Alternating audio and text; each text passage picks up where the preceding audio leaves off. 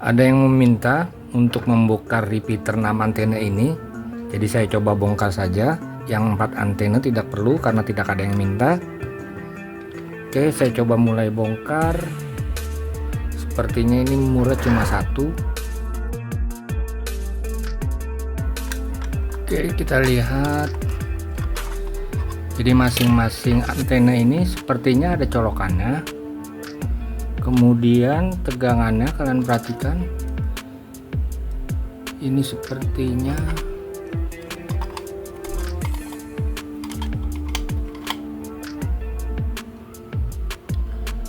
kalau kita perhatikan nilai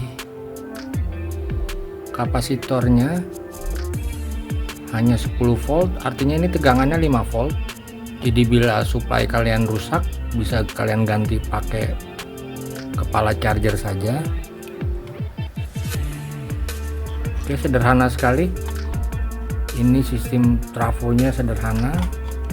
Kemudian yang satunya lagi,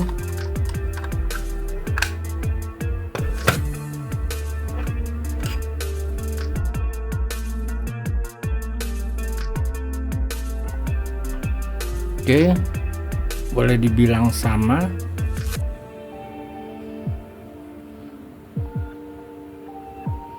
Kita lihat ini posisinya urutan,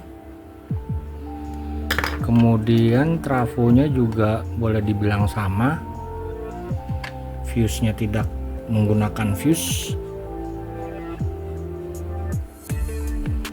sangat sederhana.